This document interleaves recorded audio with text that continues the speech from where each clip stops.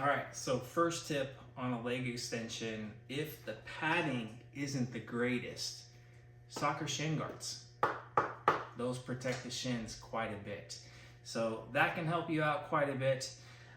The way I like to do leg extensions though, you'll see me do a couple of partial reps in the beginning. That's to acclimate my knees to the load, because doing 145 pounds, that first rep doesn't always feel the greatest. It's almost like a shock to my knees. So having a couple primer reps or partial reps there, it really does help my knees to acclimate. Then from there, I'm gonna try to get as many reps as I can in succession. Once the lactic acid starts to hit quite a bit, you're gonna notice that I'm gonna use pauses to help flush some of that lactic acid out so I can extend my sets out even further. And I really try to keep myself mentally locked in, especially towards the end of the set, because again, that burn can sometimes just really throw us off our game, as far as making sure that we're having good mind-muscle connection. It's real easy to start using, leveraging, body English, that type of thing to help move the weight by keeping my emotions, in check and staying as cool as the other side of the pillow. I'm a little bit more engaged, when you're in that last part of the set where it's a little bit more of a dogfight.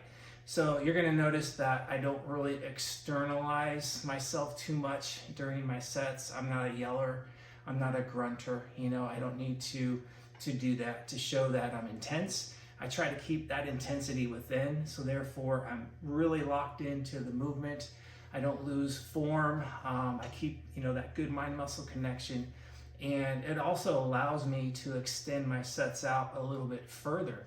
Because I know in the past when I've gotten, a little bit too emotional and outwardly expressing myself, I just end up cutting sets short because I just break form, break technique, break concentration. So this way it allows me to extend the set out, maybe 1 rep, 2 reps, sometimes 3 reps. So I really want to try to stay zoned in, locked in, and stay as cool as the other side of the pillow.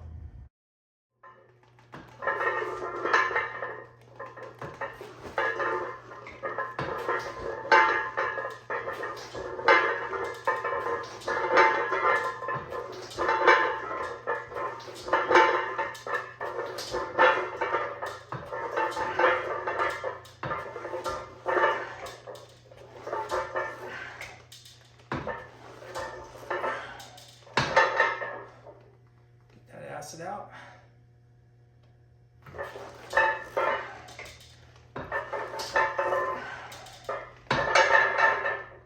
Let the acid out, kind of do 2 at a time here.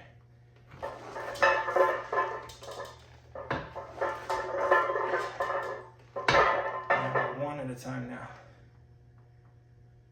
There we go. Little burn there.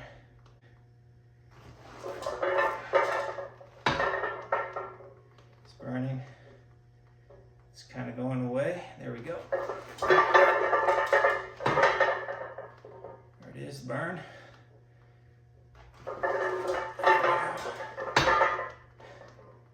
No screaming, no grunting, it's burning. We're staying focused. Let that dissipate. There we go. That's it. Now we go partials, because a full range of motion, likely not going to happen. There it is. There it is.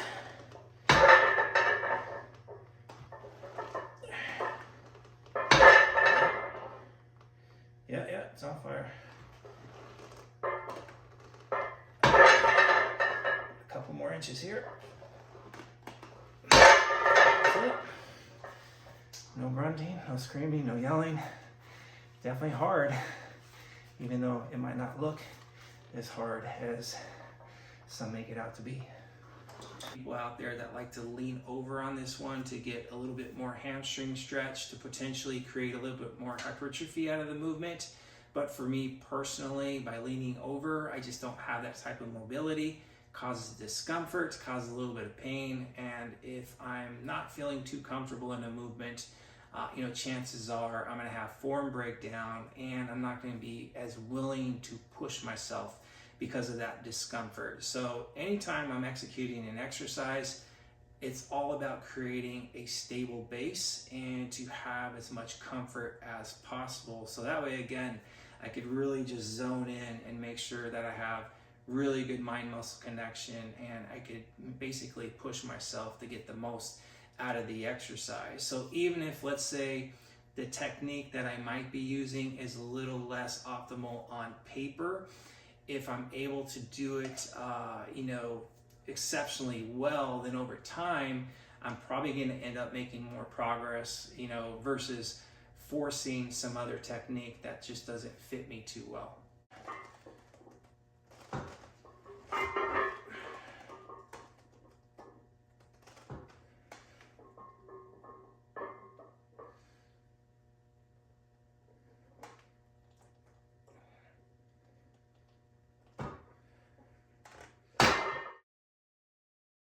So with my RDL, I like to bias the glutes a bit more than, let's say, the hamstrings or the lower back. I mean, don't get me wrong, the hamstrings, the lower back are going to get an assist, but by opening up my stance, I'm aiming to target the glutes a little bit more. So shoulder width stance, toes pointed out, just opens up my knees a little bit more, therefore my glutes can get a little bit more involved. And as far as the execution of the movement, the first thing I want to do is to get the hips traveling back. Like, I don't want to bend over at the waist first. I want to get the hips moving first. And I'm really going to try to keep that bar as close to me as possible, because anytime that bar starts to drift outwards, the lower back is going to get a little bit more involved, because the torso is going to want to go forward because the bar is traveling forward. And in order to kind of keep yourself from falling forward, the lower back is going to pull the opposite way. So I want to try to avoid that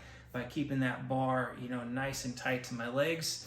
And then as far as the eccentric, like the lowering of the weight, I'm going to basically keep a lot of control. I'm going to slow it down purposely to make sure that I'm getting plenty of tension. And as far as the depth, I don't want to get too deep to where my torso starts to get in this realm, because basically going from like here to, let's say, here, my lower back is going to have to do a lot of work to kind of get my torso back up to this position to where my glutes will have a little bit more leverage.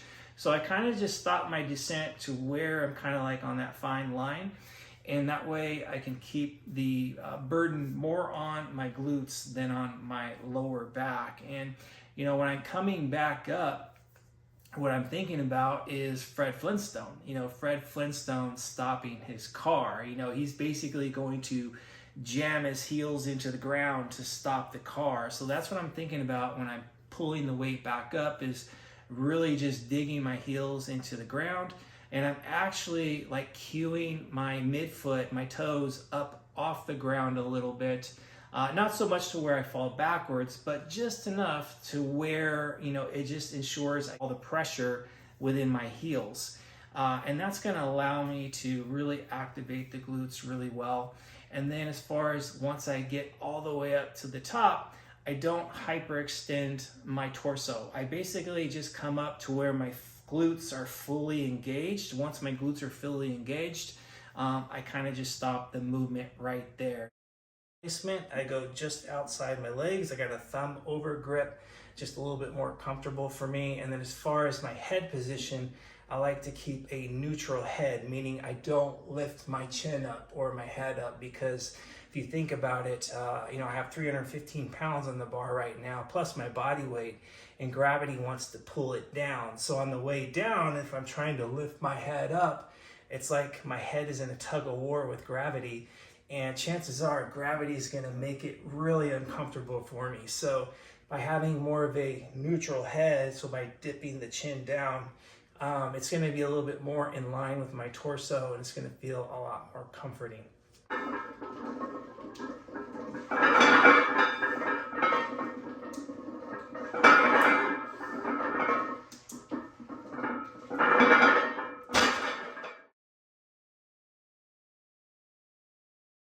Not skipping out on calves today. We're going to do the single leg dumbbell calf raise.